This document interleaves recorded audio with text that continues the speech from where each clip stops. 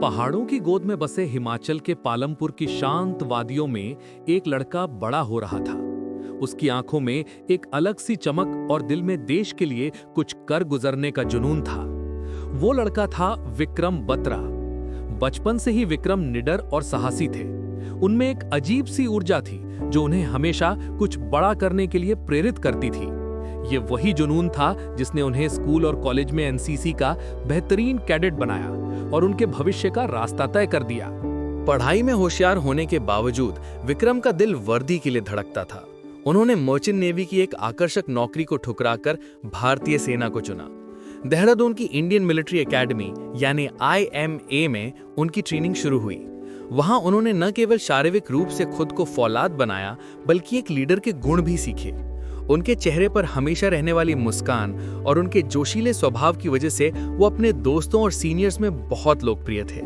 जब वो पास आउट हुए तो 13वीं battalion Jammu and Kashmir rifles यानी 13 जैक राइफ में लेफ्टिनेंट के पद पे तैनात हुए।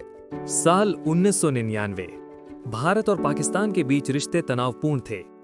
कारगिल की बर्फीली चोटियों पर दुश्मन ने चुपके से कब्जा कर लिया था। भारतीय सेना के लिए यह एक बड़ी चुनौती थी। विक्रम की छुट्टियां रद्द कर दी गईं और उनके बटालियन को तुरंत कारगिल के लिए रवाना होने का आदेश मिला।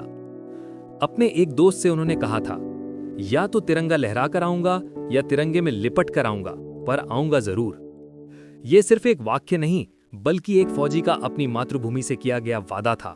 कारगिल पहुंचते ही कैप्टन विक्रम बत्रा को पहला मिशन मिला, पॉइंट 5140 पर फिर से कब्जा करना। ये चोटी लगभग 17,000 फीट की ऊंचाई पर थी, जहां से दुश्मन भारतीय सेना पर आसानी से हमला कर रहा था। रात के अंधेरे में कड़कड़ाती ठंड और दुश्मन की गोलियों की बौछार के बीच कैप्टन बत्रा अपनी टीम के साथ आगे बढ़े। उनका कोड नेम शेर शाह था और वो सचमुच एक शेर की तरह अपनी टीम को लीड कर रहे थे। दुश्मन को इस बात का अंदाजा भी नहीं था कि कोई इतनी हिम्मत से उन पर हमला कर सकता है। कैप्टन बत्रा और उनके साथियों ने दुश्मन के बंकरों को नष्ट कर दिया और आमने सामने की लड़ाई में उन्हें हरा दिया। सुबह होने तक पॉइंट 5140 पर भारत का तिरंगा लहरा रहा था। जब उन्होंने रेडियो पर अपनी जीत का संदेश दिया तो बेस कैंप से पूछा गया, और कुछ चाहिए?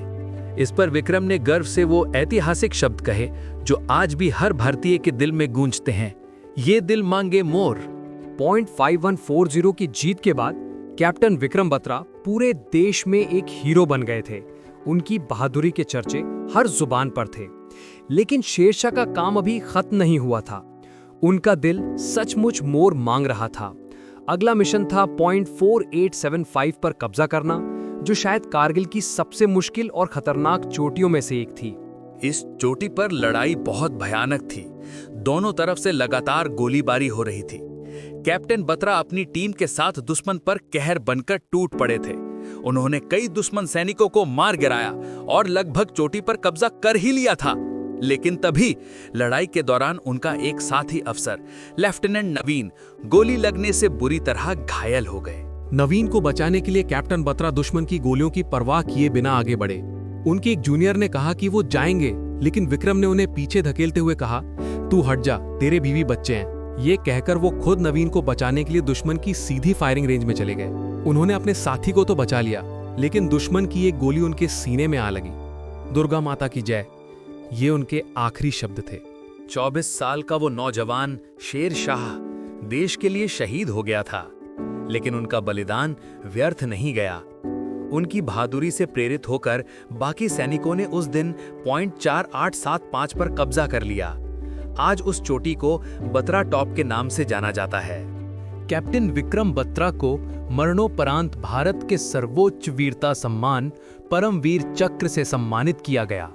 वो आज हमारे बीच नहीं है, लेकिन उनकी कहानी, उनकी मुस्कान और उनका नारा, ये दिल मांगे मोर, हमेशा हर भारतीय को प्रेरित करता रहेगा। कैप्टन विक्रम बत्रा सिर्फ एक सैनिक नहीं बल्कि एक अमर सोच है जो हमें सिखाती है कि देश से बढ़कर कुछ नहीं होता।